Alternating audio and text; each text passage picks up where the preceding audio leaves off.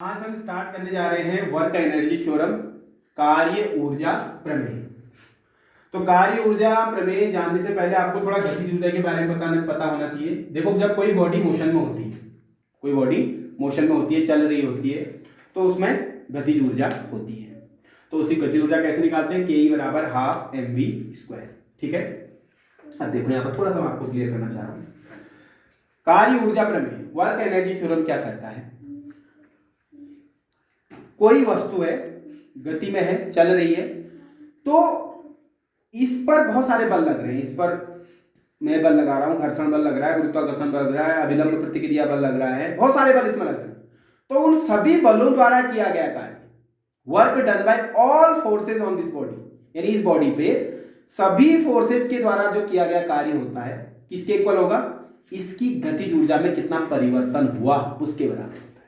यही कार्य ऊर्जा क्या है? Work done by all forces on a body is equals to change in kinetic energy, यानी इस वस्तु की गतिज ऊर्जा यानी काइनेटिक एनर्जी में कितना चेंज आया, कितना परिवर्तन आया, वो किसके बराबर होगा? इस बॉडी पर जितने फोर्सेस लगे, जितने बल लगे, उनके द्वारा टोटल वर्क डन यानी किया गया कार्य जो होगा, वो इसकी गतिज ऊर्जा में परिवर्तन के बराबर होगा। क्लियर है? तो work done by all forces is equal to change in kinetic energy. इसको लिखते हैं W is equal to kinetic energy final minus change, मतलब अंतिम गतिज ऊर्जा माइनस प्रारंभिक गतिज ऊर्जा, फाइनल माइनस इनिशियल। तो work done by all forces equal हो जाएगा kinetic energy final minus kinetic energy initial.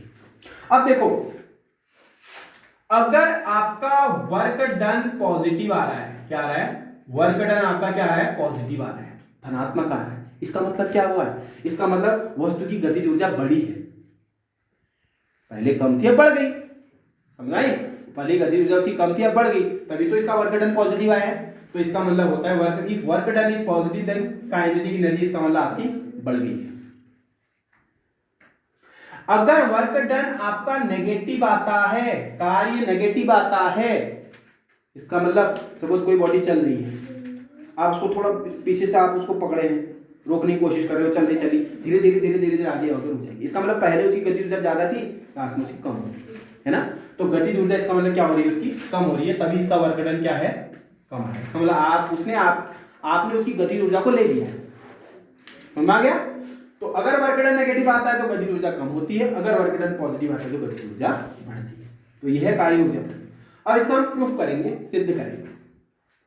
Work is equal to होता है कार्य बराबर बल गुणा विस्थापन, आपने पढ़ा होता है, फोर्स इनटू डिस्प्लेसमेंट। सपोज मैं एक छोटा सा डिस्प्लेसमेंट dx लेता हूं, उसमें जो फोर्स लगा है, ऐसी बहुत सारे डिस्प्लेसमेंट, उन सबका हम इंटीग्रेशन करेंगे तो टोटल वर्क डन आता है।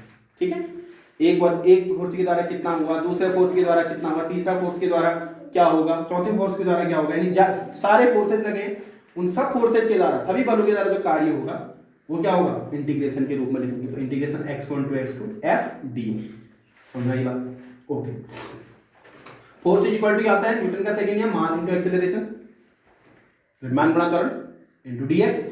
ओके, अब यहां पर एक्सेलरेशन में थोड़ा सा मैं इसमें डिफर करना चाहूंगा। एक्सेलरेशन क्या होता है? Change in the rate of change in velocity, यानी वेग परिवर्तन की दर को हम क्या बोलते हैं? तो क्या बोलते हैं? त्वरण बोलते हैं। तो a इज इक्वल टू क्या होता है? dv/dt, वेग परिवर्तन की दर होगी। अब मैं क्या कर रहा हूं? इसमें dx से मल्टीप्लाई भी कर रहा हूं, उससे डिवाइड भी कर रहा हूं। तो यहां से देखता हूं, जो dx/dt होता है, ये आपका वेलोसिटी यानी वेग बन जाता है, dx/dt, ये वेग बन गया, बाकी बच गया dv/dx। तो इसका मतलब a की जगह मैं ये लिख सकता हूं v dv/dx, इसी की तो रखे। तो w is equal to x1 to x2 m v dv/dx। तो dx से dx कैंसिल हो जाएगा आपका, तो आपका बचेगा m कांस्टेंट है तो बाहर आ जाएगा, तो is equal to m integration v dv। अब यहाँ पर लिमिट आप v1, क्योंकि इंटीग्रेशन आप v के रेस्पेक्ट में कर रहे हैं, तो लिमिट भी उसी की में रहेगी, v1 to v2। और v का इंटीग्रेशन क्या होता है? v का इंटीग्रेशन होता है v²/2u, x की पावर n का इंटीग्रेशन फॉर्मूला होता है x raise to power n+1 divided by n+1।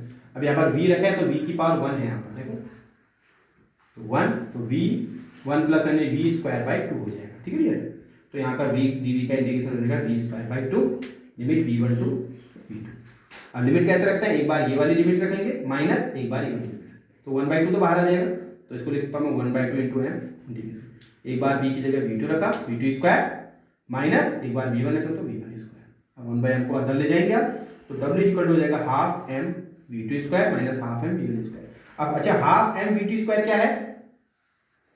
Final kinetic energy तो है, अंतिम गतिज ऊर्जा, तो इसको मैं के फाइनल लिख रहा हूं, minus half M V1 square means initial गतिज ऊर्जा, इनिशियल काइनेटिक एनर्जी है इसकी।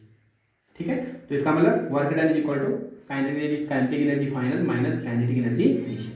ये तो चेंज इन काइनेटिक एनर्जी हो गया, तो आ तो गया work done by all forces is equal to change in kinetic. यही आपका क्या है? वर्क एनर्जी थ्योरम है। Okay dear, just note it down.